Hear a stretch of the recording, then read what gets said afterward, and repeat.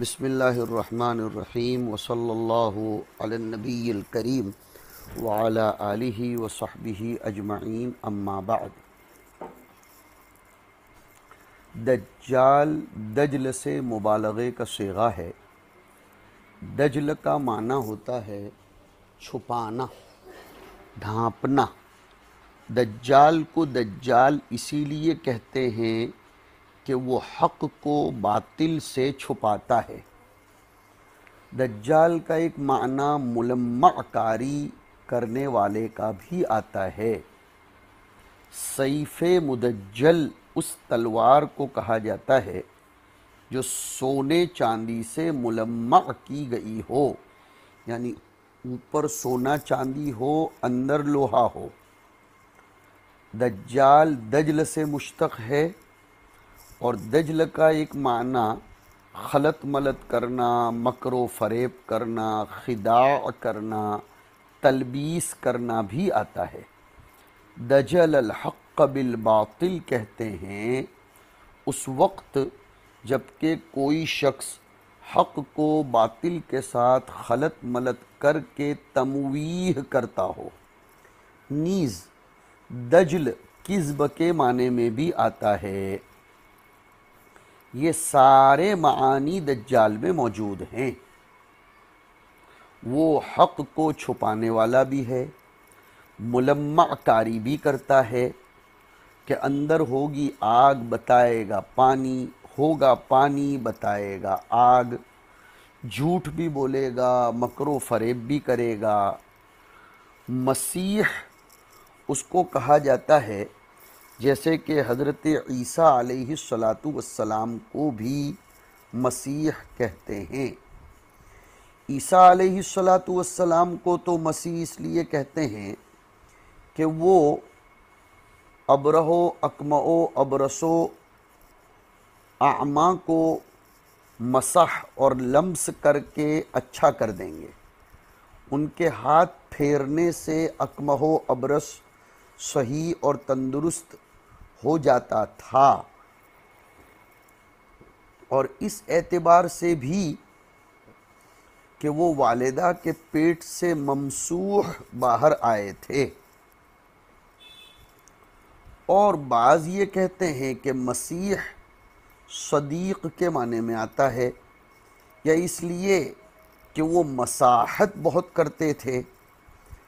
یہ وجہ مشترک ہے حضرت عیسیٰ علیہ السلام اور دجال کے درمیان۔ دجال کو مسیح اس لیے کہتے ہیں کہ اس کی ایک آنکھ ممسوح ہوگی، اور میں نے اس سے پہلے ابھی وجہ مشترک کا لفظ استعمال کیا کہ وہ بہت مساحت کرے گا۔ ممسوح الوجہ اور مسیح الوجہ اس کو کہتے ہیں کہ جس کی ایک طرف کا چہرہ اور ایک طرف کی آنکھ اور ابرو نہ ہو، ممسوح ہو۔ روایتیں اور ان کا خلاصہ ذکر کر دیتا ہوں باعتبار درس کے، ورنہ تفصیل آپ کو سنائی جا چکی ہے۔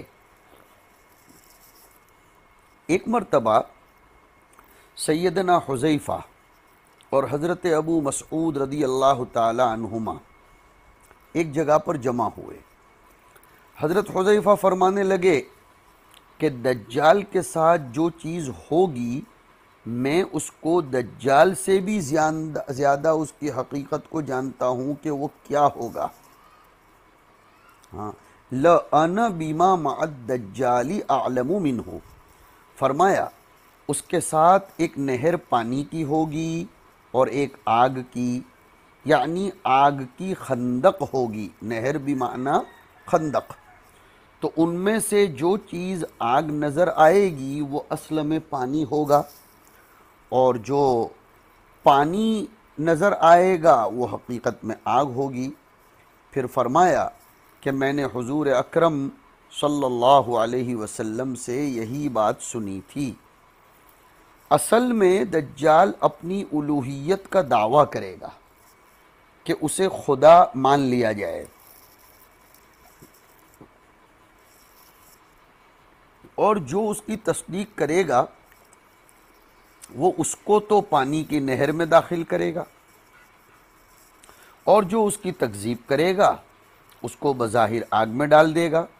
تو اس کے بارے میں حدیث شریف میں آیا کہ تم لوگ اس کی تکذیب ہی کرنا، اس کی آگ دیکھ کر گھبرا مت جانا، آگ دیکھ کر، اس لیے کہ وہ حقیقت میں پانی ہوگا۔ یا تو دجال سحر کرے گا، شعبدہ بازی سے ایسا کر کے دکھائے گا، یعنی آگ کو پانی اور پانی کو آگ، یا یہ کہہ لیجئے کہ اللہ تعالیٰ نے جس جنت اور جہنم کو دجال کے لیے تابع کر دیا تھا، اللہ پاک اس کے باطن کو پلٹ دیں گے۔ علامہ سہارنپوری نے اس کو اس طرح لکھا ہے کہ وَاخْتُلِفَ فِي هَذِهِ الْأَشْيَاءِ الَّتِي مَعَ الدَّجَّالِ هَلْ هِيَ حَقَائِقُ ثَابِتَةٌ أَوْ ظُنُونَاتٌ وَتَوَهُّمَاتٌ۔ امام نووی نے بھی یہی بات ارشاد فرمائی ہے کہ دجال کے بارے میں اہل سنت والجماعت کا عقیدہ ہے کہ اس کا وجود برحق ہے، اللہ اس کو خوارق کی قدرت بعض اعتبار سے عطا فرمائیں گے، اس کے بعد پھر اس سے اس طاقت کو سلب کر کے عاجز اور بے بس کر دیا جائے گا۔ خوارج اور جہمیہ، بعض معتزلہ جو دجال کا سرے سے ہی انکار کرتے ہیں، اور بعض جہمیہ وہ دجال کا وجود تو مانتے ہیں لیکن جن خوارق کا وہ دعویٰ کرے گا ان کی کوئی حقیقت نہیں بلکہ خیالات پر مبنی قرار دیتے ہیں، اس لیے کہ ان کے یہاں اگر اس کے خوارق عادات امور کو تسلیم کر لیا جائے تو پھر حضرات انبیاء کرام علیہم السلام کے معجزات سے اعتماد اٹھ جانے کا خطرہ رہے گا۔ یہ ان کا اپنا گمان ہے، لیکن نفس خارق عادت امر کو تھوڑا معجزہ یا سحر کہا جاتا ہے، یہ ایک مستقل بحث ہے۔ مطلقاً خارق عادت امر کو تو معجزہ یا اس کو سحر نہیں کہا جاتا۔ بہرحال اتنا ضرور یاد رکھیے گا کہ رائے کی نسبت سے، رائی کی نسبت سے یہ سب ہوگا۔ دجال ساحر ہوگا، یا تو وہ کسی چیز کو برعکس صورت پر قوت خیالیہ پر تصرف کر کے بتائے گا، یا جیسے ذکر کیا گیا علامہ ابن حجر رحمۃ اللہ علیہ کے قول کے بموجب کہ باطن جنت کو دجال کے لیے نار بنا دیا جائے گا اور باطن نار کو جنت بنا دیا جائے گا۔ اسی طریقے سے یہ بات بھی آپ کو معلوم ہونی چاہیے کہ دجال جو الوہیت کا دعویٰ کرے گا، حضور صلی اللہ علیہ وسلم اس کے دعوے کی تردید اس طور پر بیان فرماتے ہیں جو بالکل کھلی دلیل ہے، وہ یہ کہ وہ اعور یعنی کانا ہوگا، اس کو صرف ایک آنکھ سے نظر آئے گا، دوسری سے نہیں، اور اللہ پاک تو اعور نہیں ہیں، جس کو سبھی جانتے ہیں۔ دوسری علامت جو اس کے دعوے کی تردید پر ہوگی وہ یہ کہ اس کی پیشانی پر کافر یا کافارا لکھا ہوا ہوگا۔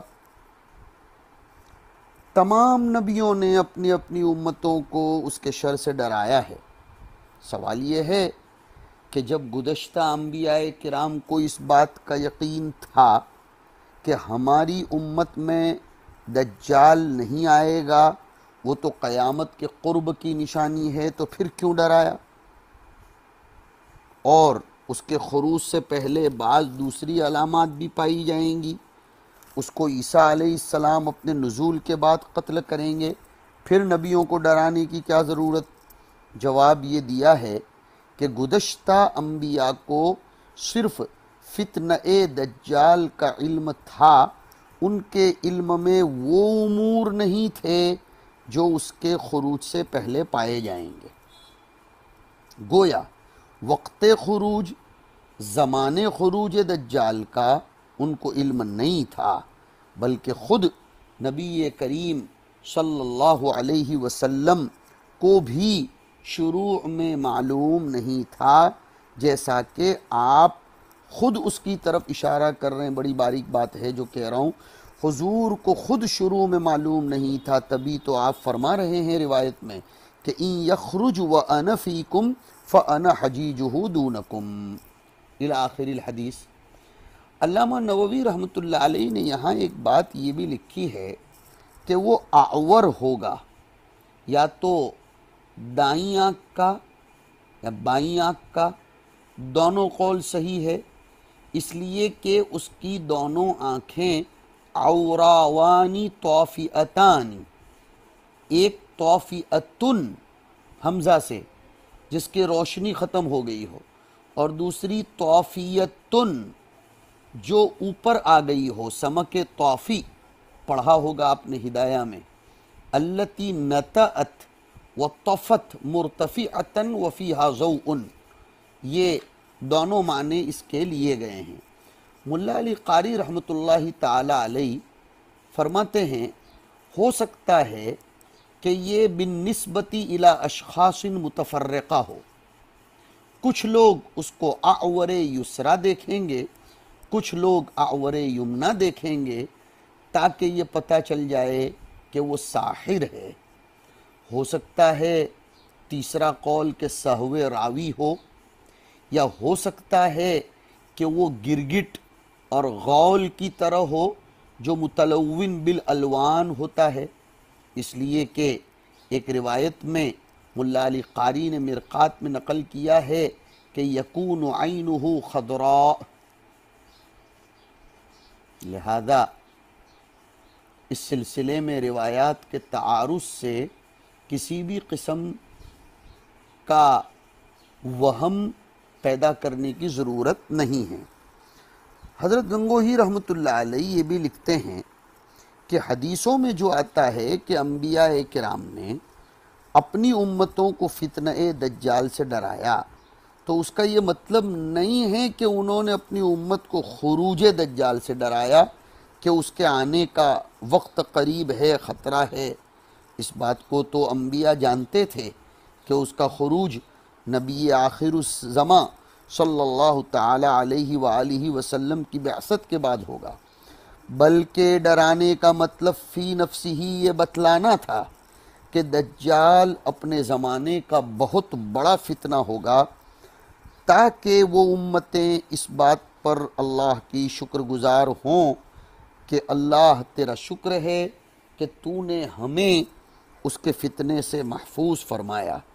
نیز اللہ کے اوامر کے امتثال میں وہ لوگ ہر وقت کوشاں اور اہتمام کریں کہ جس نے ایسے بڑے بڑے فتنے بندوں کے امتحان کے لیے پیدا فرمائے ہیں۔ ایک مصلحت اگلے انبیاء کے اپنی امتوں کو ڈرانے کی یہ بھی ہے امت محمدیہ کے اعتبار سے، تاکہ وہ اس سے بہت اچھی طرح چوکنا اور محفوظ رہنے کی کوشش کریں کہ یہ تو کیسا فتنہ ہے کہ جن کی امتوں میں نہیں آنے والا تھا انہوں نے بھی ڈرایا ہے، تو ہمیں تو بدرجہ اولا ڈرنا چاہیے کہ یہ اتنا بڑا فتنہ ہے کہ پہلے انبیاء بھی اس سے ڈراتے چلے آئے ہیں۔ بڑی زبردست بات ہے یہ جو حضرت گنگوہی رحمۃ اللہ علیہ نے ارشاد فرمائی۔ پھر وہ جو روایت میں آیا کہ اس کی آنکھ پر جو کافر یا کفر لکھا ہوگا اس کو ہر مسلم پڑھا لکھا، لکھنے والا نہ لکھنے والا دونوں پڑھ سکیں گے۔ ابن ماجہ میں آیا ہے کہ یقرؤہ کل مسلم کاتب و غیر کاتب۔ امام نووی نے محققین کا قول نقل کیا ہے کہ یہ لکھا ہوا ہونا ایک حقیقت ہوگی جس کو اللہ پاک کذب دجال کے لیے علامت قاطعہ اور برہان ساطعہ بنائیں گے۔ مومن کے لیے اللہ پاک اس مکتوب کو ظاہر کر دیں گے، اور شقی الفطرت اور شقی القسمت کے لیے اس کو چھپا دیں گے۔ لیکن بعض لوگ یہ لکھتے ہیں کہ یہ لکھا ہوا ہونا مجاز ہے اس پر کسی علامت کے ظاہر ہونے سے، مگر یہ قول ویسا ہی ہے، اس کی طرف کوئی توجہ نہ دی جائے۔ جس مسلمان کو اللہ پاک ہدایت پر قائم رکھنا چاہیں گے وہ اس کو ہر حال میں پڑھ ہی لے گا، پڑھا ہوا ہو یا نہ ہو۔ اور جیسے میں نے ذکر کیا، جس کی قسمت میں ہی گمراہی ہوگی وہ اس کو نہیں پڑھ سکے گا۔ حضور آگے فرماتے ہیں، جو شخص دجال کا زمانہ پائے اور اس کے نکلنے کی خبر سنے تو اس کے عجائب و غرائب دیکھنے کے لیے کہیں اس کے قریب نہ جائے، بطور حاشیے کے بول رہا ہوں، تماشائی بن کر بھی نہ جائے، بلکہ اس سے دور ہی رہے، اس لیے کہ بعض آدمی اس کے پاس جائیں گے صرف اس کو دیکھنے کے لیے، معلومات کے درجے میں یا تفریحاً، اور ان کو اپنے مومن ہونے پر اعتماد ہوگا، لیکن اس کی شعبدہ بازی، کرشمہ سازی، مکر و دجل ایسا ہوگا کہ اس کے پاس جا کر اس کو دیکھے گا تو وہ اسی کا ہو کر رہ جائے گا، اس کے متبعین میں سے ہو جائے گا۔ خوارق اور استدراجات کی وجہ سے جو اللہ تعالیٰ اس کو دیں گے، یہیں سے ثابت ہوا کہ ہمارے بزرگوں اور اساتذہ کرام نے بعض کتابوں کے قریب جانے سے بھی منع کیا ہے، بعض چرب زبان لوگوں کے قریب جانے سے بھی منع کرتے ہیں، تو اس پر ہمیں اعتراضات اور احتجاج یا آرگیومنٹ نہیں کرنا چاہیے۔ میری اس تقریر سے اس کا جواب نکال لو۔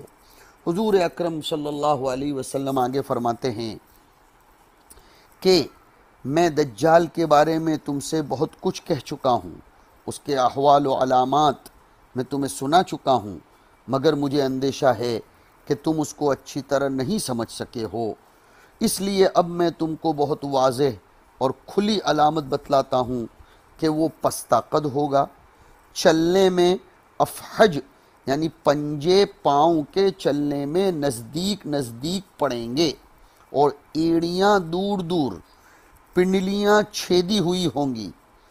اور افحج دوری کو کہتے ہیں، سیدھا چلنے پر مطلب یہ ہے کہ وہ قادر نہیں ہوگا، پاؤں اور پنڈلیاں چلتے وقت ٹیڑھی ہو جائیں گی، کانا ہوگا ایک آنکھ سے، اور دوسری آنکھ مٹھی ہوئی ہوگی، یعنی نہ پھولی ہوئی نہ اندر کو دھسی ہوئی۔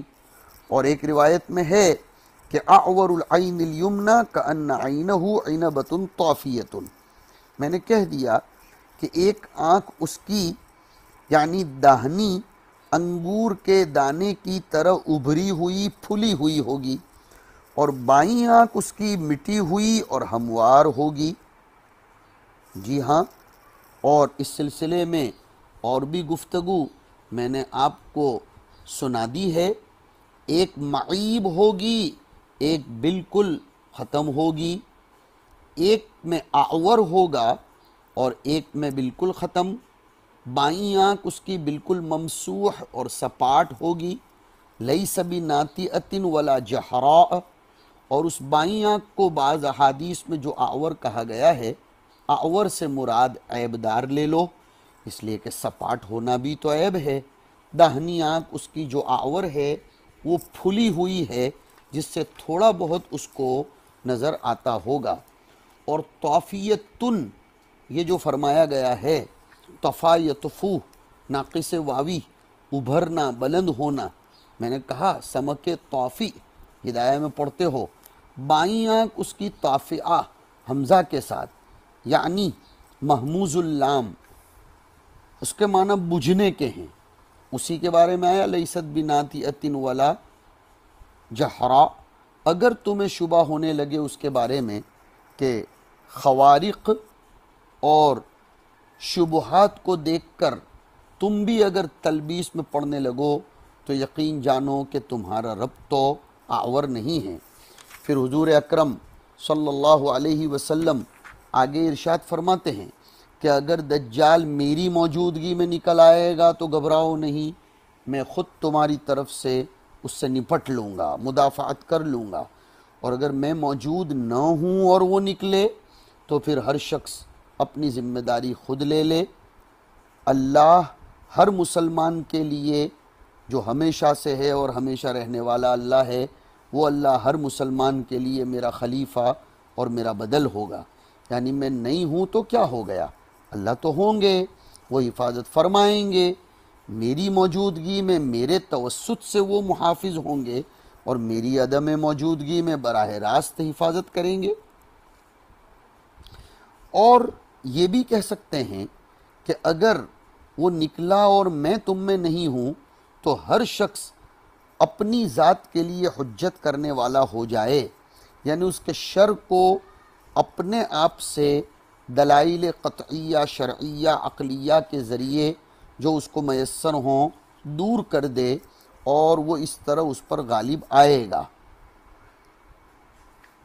مطلب اپنے آپ کے دلائل اس کے سامنے قولاً اور عملاً جوڑے اس کے جھٹلانے کے لیے، اور اگر اس کو اختیار کر لیتا ہے تو پھر وہ معذب من اللہ ہوگا۔ اور یہ جو لفظ آیا کہ اللہ خلیفتی، اللہ خلیفہ اور میرا وکیل ہے ہر مسلمان پر، یعنی میرے بعد اس کا محافظ ہے، وہ دجال کو دفع کر دے گا اس کے شر کو، اور اس کی مدد کرے گا اس مسلمان کی۔ یہ اس بات کی دلیل ہے کہ مومن جو یقین رکھتا ہو ہمیشہ اس کی مدد کی جاتی ہے، اگرچہ اس کے ساتھ نبی مرسل امام رسول نہ ہو۔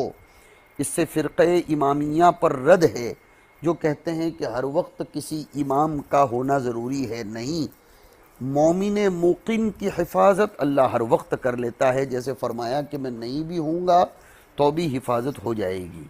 حدیث میں آیا جو شخص دجال کا زمانہ پائے تو اسے چاہیے کہ سورہ کہف کی شروع کی آیتوں کو پڑھ لے، شروع کی 10 آیتوں کو، اور بات کی روایت میں ہے کہ خاتمے کی 10 آیتوں کو، دونوں مراد ہو سکتا ہے، مکمل صورت ہی پڑھ لے۔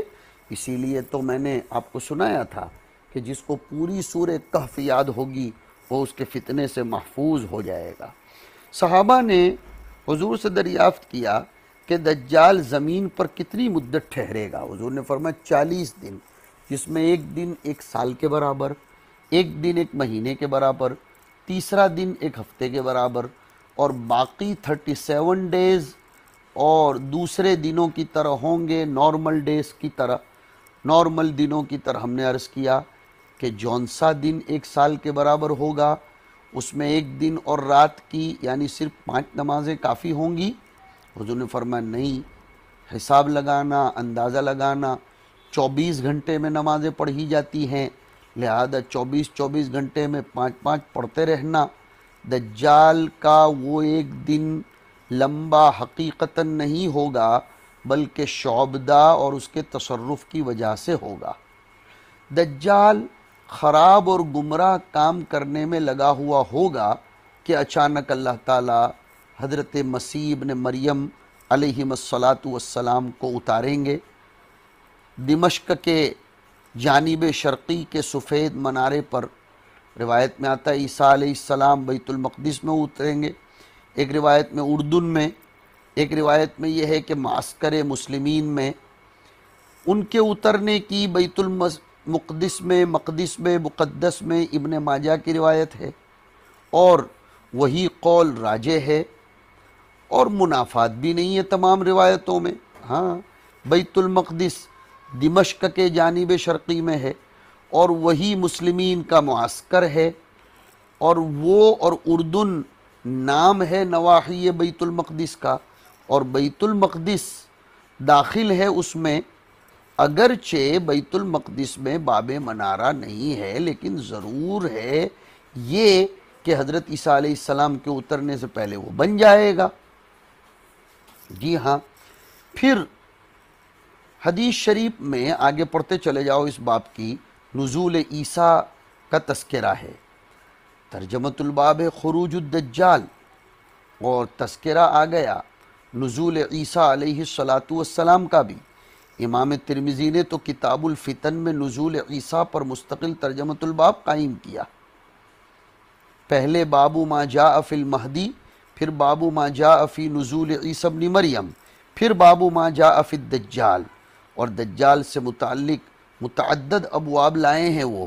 من این یخرج، علامات خروجہ، فتنتہ، اس کے ذیل میں ایک طویل حدیث ذکر کرتے ہیں، اس کے بعد صفتہ، اس کے بعد الدجال لا يدخل المدینہ، پھر قتل عیسیٰ ابن مریم الدجال، پھر اس کے بعد ابن سیاد کا بیان ہے۔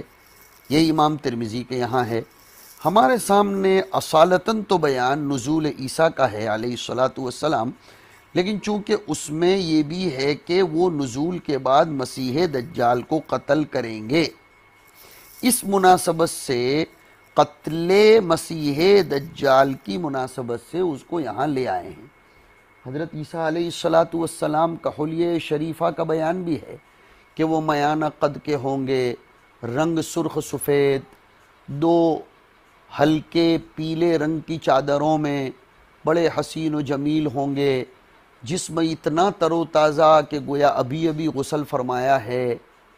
ہاں، فَإِذَا رَبْعَةٌ أَحْمَرَ كَأَنَّمَا خَرَجَ مِن دیماس، یعنی حمام۔ ایک روایت میں ہے اذا طأطأ رأسه قطر وَإِذَا رَفَعَهُ تَحَدَّرَ مِنْهُ مثل جمان كاللولو، جس وقت سر جھکائیں گے، اذا طأطأ رأسه، جس وقت اپنا سر جھکائیں گے تو ٹپکے گا پسینہ ان کا، اور جب اٹھائیں گے تو پھر جب اٹھائیں گے سر تو ان کے بالوں سے قطرے اتریں گے، چاندی کے دانوں کے مانند، موتیوں کے مانند۔ صفائی اور سفیدی میں تشبیہ دی جا رہی ہے۔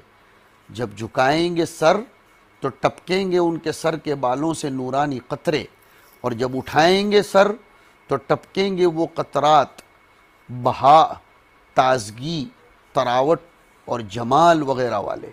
لوگوں سے وہ قتال کریں گے اسلام لانے کے لیے۔ اب جزیے کا اختیار نہیں ہوگا، صلیب کو توڑ ڈالیں گے، یعنی نصرانیت کو ختم کر دیں گے، یہ ہے کنایا۔ خنزیر کو بھی قتل کر دیں گے، اس کے پالنے کو ختم فرما دیں گے، اس کے کھانے کو بالکل حرام قرار دیں گے۔ الخنزیر لہم کالشاۃ لنا والا معاملہ بھی ختم ہو جائے گا، اس کے قتل کو مباح کر دیا جائے گا، جزیہ ساقط ہو جائے گا، اس لیے کہ جہاد کے وقت جزیہ قبول نہیں کیا جاتا، اما الاسلام و اما القتل۔ چونکہ اس حکم کی خبر خود حضور دے رہے ہیں تو گویا اس وقت قبول جزیہ کا نسخ حضور کی طرف سے ہوا، نہ کہ ان کی طرف سے، یہ بھی سن لو۔ اور آگے ہے کہ وہ دنیا میں زمین پر 40 سال تک ٹھہریں گے، اس کے بعد وفات پا جائیں گے۔ مسلمان ان کی نماز جنازہ پڑھیں گے۔ مسلم کی ایک روایت میں ہے یہلک الدجال ثم یمکث الناس 7 سنین، لوگ انتقال کے بعد صرف 7 سال تک ٹھہریں گے۔ مسند احمد کی روایت میں ہے وَيَهْلِكُ الْمَسِيحُ الدَّجَّالُ، اس کے بعد زیادتی ہے ثُمَّ تَقَعُ الْأَمَنَةُ عَلَى الْأَرْضِ، ہاں کہ عیسیٰ علیہ السلام جب دجال کو ہلاک کر دیں گے، وہ مر جائے گا تو روئے زمین پر امن ہی امن قائم ہوگا، یہاں تک کہ شیر اونٹ کے ساتھ چرے گا، حتیٰ ترتع الاسد مع الابل، اور چیتے گایوں کے ساتھ، والنمار مع البقر والذئاب مع الغنم، یہ روایت مسند احمد میں آئی، بھیڑیے بکریوں کے ساتھ، انسانوں کے بچے کھیلیں گے سانپوں کے ساتھ، اس قدر امن اور اطمینان ہوگا۔